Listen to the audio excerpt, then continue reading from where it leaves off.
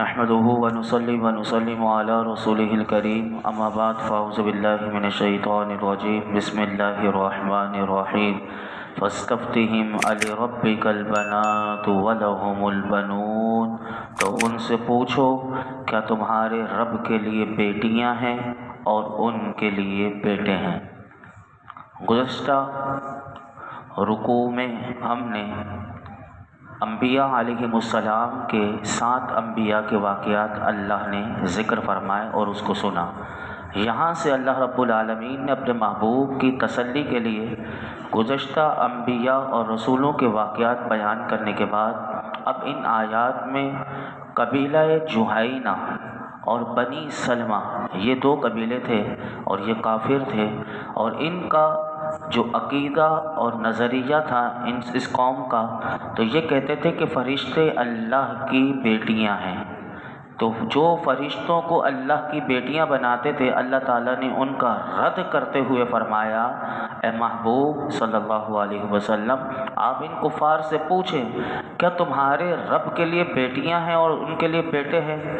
تم تو اپنے لیے بیٹیاں گوارا نہیں کرتے، یعنی اس قوم میں یہ بھی تھا کہ یہ بیٹیوں کو پسند نہیں کرتے تھے، اور اللہ کے لیے بیٹیاں بنا دیا۔ تو اللہ نے ان سے ہی پوچھا کہ محبوب آپ ان سے پوچھیں کہ تم اپنے لیے تو بیٹیاں گوارا نہیں کرتے اور تم بیٹیوں کو برا جانتے ہو، پھر ایسی چیز کو خدا کی طرف منسوب کرتے ہو۔ یہ کفار خود بیٹیوں سے کس قدر نفرت کرتے تھے، آج بھی یہ ایسے ہی جاہل لوگ کافروں کے طریقے پر بیٹیوں سے بڑی نفرت کرتے ہیں۔ بیٹی پیدا ہو جائے تو ان کے چہرے عجیب سے ہو جاتے ہیں اور عجیب اپنے لیے پتہ نہیں کیا کیا سمجھنا شروع کر دیتے ہیں۔ تو وہ بھی کافر جو تھے وہ بیٹیوں کی پیدائش پر اپنے آپ اس کو شرمندگی سمجھتے تھے اور اسے باعث ہار سمجھتے تھے۔ اللہ تعالیٰ ایک مقام پر ان لوگوں کا ذکر کرتے ہوئے فرماتا ہے وَإِذَا بُشِّرَ أَحَدُهُمْ بِالْأُنثىٰ، اور جب ان میں سے کسی کو بیٹی ہونے کی خوشخبری دی جاتی ہے تو بالانثى ظل وجهه مسودا وهو كظيم، تو وہ دن بھر اس کا منہ کالا رہتا ہے اور وہ غصے سے بھرا ہوا ہوتا ہے۔ پھر اللہ تعالیٰ فرماتا ہے يتوارى من القوم من سوء ما بشر به، اس بشارت کی برائی کے سبب لوگوں سے چھپا پھرتا ہے۔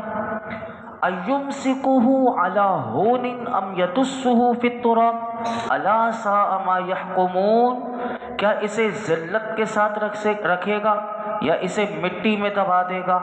خبردار، یہ کتنا برا فیصلہ کر رہے ہیں، یعنی کتنا افسوس کا مقام ہے۔ اللہ تعالیٰ فرماتا ہے جس چیز سے وہ اتنی نفرت کرتے ہیں اور اپنے لیے اس کو باعث عار شرمندگی سمجھتے ہیں، اس بیٹی کو زندہ دفن کرنے کے لیے تیار ہو جاتے ہیں، اور اسی چیز کو جس کو اپنے لیے باعث شرمندگی سمجھتے ہیں اس رب العالمین کی طرف منسوب کرتے ہیں کہ جو اولاد سے پاک رب ہے۔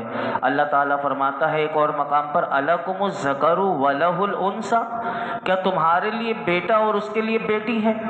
تِلْكَ إِذًا قِسْمَةٌ ضِیزَىٰ، جب تو یہ سخت بری تقسیم ہے، یعنی یہ جو تم نے تقسیم کی ہے، اللہ تعالیٰ فرماتا ہے یہ تو بڑی بری تقسیم ہے۔ پھر اللہ تعالیٰ نے اگلی آیات جو ہیں وہ بھی بڑی قابل غور ہیں، سنیے فرمایا ام خلقنا الملائکۃ اناثا وهم شاہدون الا انہم من افکہم لیقولون ولد اللہ وَإِنَّهُمْ لَكَاذِبُونَ أَصْطَفَى الْبَنَاتِ عَلَى الْبَنِينَ مَا لَكُمْ كَيْفَ تَحْكُمُونَ أَفَلَا تَذَكَّرُونَ أَمْ لَكُمْ سُلْطَانٌ مُّبِينٌ فَأْتُوا بِكِتَابِكُمْ إِن كُنتُمْ صَادِقِينَ، یا ہم نے ملائکہ کو عورتیں پیدا کیا اور وہ موجود تھے، بے شک خبردار، بے شک وہ اپنے بہتان سے یہ بات کہتے ہیں کہ اللہ کی اولاد ہے، اور بے شک وہ ضرور جھوٹے ہیں۔ کیا اللہ نے بیٹے چھوڑ کر بیٹیاں پسند کی؟ تمہیں کیا ہے، تم کیسا حکم لگاتے ہو؟ تو کیا تم دھیان نہیں کرتے؟ یا تمہارے لیے کوئی کھلی دلیل ہے تو اپنی کتاب لاؤ اگر تم سچے ہو۔ ان آیات میں اللہ تعالیٰ نے 3 صورتیں بن سکتی ہیں۔ اور ان تینوں صورتوں کا رد کیا کہ جس نے اللہ کے لیے بیٹیاں ثابت کی وہ 3 صورتیں بن سکتی ہیں، وہ ثابت کرنے کے لیے اللہ نے ان تینوں صورتوں کا رد کر کے ان آیات میں اس کا جواب دیا۔ فرمایا پہلی صورت کا رد کس طرح کیا؟ فرمایا کہ یہ جو کافر جو ہیں فرشتوں کو بیٹیاں اللہ کی بناتے ہیں، تو اللہ نے ان کا رد کرتے ہوئے فرمایا کہ کفار فرشتوں کی پیدائش کے وقت وہاں موجود تھے تو یقیناً نہیں تھے، تو فرمایا لہٰذا ان کی بات درست نہیں۔ جب اللہ نے فرشتوں کو پیدا کیا تو کیا یہ کافر وہاں موجود تھے؟ تو فرمایا نہیں تھے، تو ان کی بات ہی درست ہے۔ اور اسی طرح پھر اللہ تعالیٰ نے دوسری صورت کا جو رد کیا، فرمایا کہ دوسری صورت یہ بن سکتی ہے کہ میں نے جن نبیوں کو بھیجا تو کیا ان نبیوں میں سے کسی نے آ کر انہیں خبر دی؟ تو یقیناً کسی نبی نے نہیں کہا، بلکہ ہر نبی نے یہی کہا کہ اللہ وحدہ لا شریک ہے اور کوئی اس کا شریک نہیں۔ اور اسی طرح فرمایا کہ ان کے فاسد مذہب کی بنیاد صریح اور بدترین بہتان پر ہے، اللہ نے اس کا رد کیا دوسری صورت۔ اور تیسری صورت جو تھی وہ یہ بن سکتی تھی کہ ان کو اپنا عقیدہ ثابت کرنے کے لیے ان کے پاس کوئی دلیل ہونی چاہیے تھی، تو فرمایا کوئی واضح دلیل ہوتی کہ جو اللہ کی بیٹیاں بنا رہے ہیں، تو فرمایا وہ دلیل بھی ان کے پاس موجود نہیں، تو لہٰذا تو اللہ تعالیٰ نے بتا دیا کہ فرشتوں کو عورتیں سمجھنے والا کفار کا جو نظریہ ہے وہ ہر اعتبار سے یہ باطل ہے۔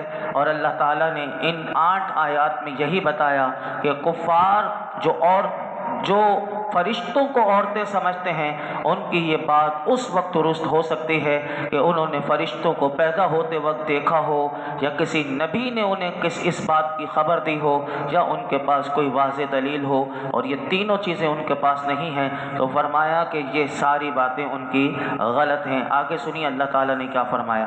فرمایا وَجَعَلُوا بَيْنَهُ وَبَيْنَ الْجِنَّةِ نَسَبًا وَلَقَدْ عَلِمَتِ الْجِنَّةُ إِنَّهُمْ لَمُحْضَرُونَ، اور انہوں نے اللہ اور جنوں کے درمیان نسب کا رشتہ ٹھہرایا، اور بے شک جنوں کو معلوم ہے کہ ان کی پیشی کی جائے گی۔ یہاں اللہ رب العالمین نے بعض مشرکین یہ بھی کہتے تھے جو شرک کرنے والے کہ اللہ نے نعوذ باللہ جنات میں شادی کی۔ اب دیکھیے کیسا کیسا نظریہ لوگوں کے درمیان کہ اللہ نے جنات میں شادی کی کہ جس سے فرشتے پیدا ہوئے، معاذ اللہ ثم معاذ اللہ۔ اس آیت میں ان کا رد کرتے ہوئے فرمایا گیا کہ مشرکین اور اللہ تعالیٰ اور جنوں کے درمیان جو نسب کا رشتہ ٹھہرا کر فرمایا کیسے عظیم کفر کے یہ مرتکب ہوئے ہیں، اور فرمایا بے شک جنوں کو یہ معلوم ہے کہ یہ بیہودہ بات کرنے والے ضرور جہنم میں حاضر کیے جائیں گے۔ اللہ نے جن کی طرف انہوں نے جنوں کو ملایا تھا تو اللہ نے انہی جنات کا کہا، اور وہ بھی جانتے ہیں کہ یہ جو بیہودہ بات کرنے والے ہیں کل جہنم میں یہ ضرور حاضر کیے جائیں گے۔ اور بعض مفسرین نے اس کی تفسیر میں یہ بھی لکھا کہ یہ جو جنات کا ذکر کیا اس سے مراد فرشتے ہیں، کیونکہ وہ لوگوں کی نظروں سے پوشیدہ ہیں اور جنات بھی لوگوں کو نظر نہیں آتے۔ تو بعض مفسرین نے یہ بھی کہا کہ اس آیت میں جنات سے مراد فرشتے ہیں، وہ لوگوں کی نظروں سے پوشیدہ ہیں، اور کفار نے فرشتوں اور اللہ کے درمیان نعوذ باللہ جو نسبی رشتہ ٹھہرایا، اس سے ان کی مراد یہ تھی کہ فرشتے اللہ کی بیٹیاں ہیں، یعنی یہ نسب ٹھہرا تو یہ نسب تعلق جوڑا تو ان سے معاذ اللہ فرشتے پیدا ہوئے، تو یہ کتنا بڑا اللہ پر بہتان لگاتے ہیں۔ پھر اللہ تعالیٰ نے اگلی آیات میں کیا فرمایا سنیے، فرمایا سبحان اللہ عما یصفون الا عباد اللہ المخلصین، اللہ اس سے پاک ہے جو یہ بتاتے ہیں مگر اللہ کے چنے ہوئے بندے۔ اس آیت کے 2 معنی مفسرین نے کیے۔ فرمایا کہ مشرکین اللہ کے بارے میں جو باتیں کہتے ہیں اللہ ان سے پاک ہے، اور اللہ کے چنے ہوئے ایماندار بندے ان تمام باتوں میں جو کافر اللہ کی طرف منسوب کرتے ہیں، مومن اللہ کی پاکی بیان کرتے ہیں اور ان ساری باتوں کا رد کرتے ہیں جو کفار نابکار کہتے ہیں۔ دوسرا معنی علماء نے اس آیت کا یہ کیا کہ اللہ ان کی تمام بیہودہ باتوں سے پاک ہے جو مشرکین اللہ رب العالمین کے بارے میں کہتے ہیں، اور اللہ کے چنے ہوئے مومن اور متقی بندے جہنم سے محفوظ رہیں گے، کیونکہ انہوں نے اللہ کے بارے میں کوئی بہتان نہیں لگایا۔ مومن سچ کہتے ہیں، اسی لیے اللہ انہیں جنت کا راستہ دکھائے گا اور یہ جہنم میں جائیں گے۔ آگے ارشاد فرمایا فَإِنَّكُمْ وَمَا تَعْبُدُونَ مَا أَنْتُمْ عَلَيْهِ بِفَاتِنِينَ إِلَّا مَنْ هُوَ صَالِ الْجَحِيمِ، تو تم اور جنہیں تم اللہ کے سوا پوجتے ہو، تم اس کے خلاف کسی کو فتنے میں ڈالنے والے نہیں۔ ان کافروں کے مذہب فاسد ہونے پر اللہ نے دلائل دینے کے بعد اس آیت کریمہ میں ارشاد فرمایا، ان 3 آیات میں، اے کفار مکہ سنو کہ تمہارے سب کے سب بت اور تم اللہ کے خلاف کسی کو گمراہ نہیں کر سکتے۔ یہ بات 100%، یعنی تم یہ نہ سمجھنا کہ تمہارے بت کسی کو گمراہ کر دیں گے یا تم کسی کو گمراہ کر دو گے، لیکن بتا دیا البتہ یہ سن لینا جس کی قسمت میں ہی یہی ہے کہ وہ اپنی بد کرداری کی وجہ سے جہنم کا مستحق ہو، تو فرمایا تم اسی کو گمراہ کر سکتے ہو، اس کے علاوہ تم کسی کو گمراہ نہیں کر سکتے۔ آگے سے انشاءاللہ کل ہم سورہ صافات کو مکمل کریں گے اور سورہ صافات کا اختتام ہوگا، اور کل ہی اگر اس کے وقت ہوا ہمارا جو 15 منٹ کا ہوتا ہے تو اگلی سورت سورہ صاد اس کا بھی کل انشاءاللہ آغاز ہوگا۔ اللہ رب العالمین ہم سب کو قرآن حکیم کا نور اور اس کا فیضان نصیب فرمائے۔ الحمدللہ رب العالمین والصلاة والسلام علی سید الانبیاء والمرسلین وعلی آلہ واصحابہ اجمعین۔ یا اللہ پاک جو کچھ سنایا اس میں کوئی غلطی کوتاہی ہو معاف فرما، اپنی بارگاہ میں شرف قبولیت عطا فرما۔ یا رب العالمین ہمیں ہر قسم کی بدبختی سے، بد عقیدگی سے محفوظ فرما، گمراہوں کی صحبت سے محفوظ فرما۔ یا اللہ ہر قسم کی گمراہی سے مرد دم تک بچانا، ہم سب کے دین و ایمان کی حفاظت فرما۔ اللہ موت کے وقت ہم سب کو خاتمہ بالخیر نصیب فرما، خاتمہ ایمان نصیب فرما۔ یا اللہ ہم سب کو مولا کریم ہر قسم کی برائیوں سے بچا لے، اللہ ہر قسم کے گناہوں سے بچنا ہمارے لیے آسان کر دے، نیکیاں کرنا آسان کر دے، اللہ نفس و شیطان کے ہر وار سے بچا لے، اللہ اپنی پسند کا بندہ بنا دے۔ اے اللہ قرآن کا نور عطا کر دے، عبادت کی روح عطا کر دے۔ یا اللہ ہمیں ہر قسم کی بناوٹ، ریاکاری، منافقت، یا اللہ جو تجھے پسند نہیں ان تمام کاموں سے ہمیں بچا لے۔ اللہ یہ جتنے حاضرین موجود ہیں، شب جمعہ کا صدقہ، درس قرآن کا صدقہ، تیرے محبوب کا صدقہ، ہم سب کی دلی جائز مرادوں پر اپنی رحمت کی نظر فرما۔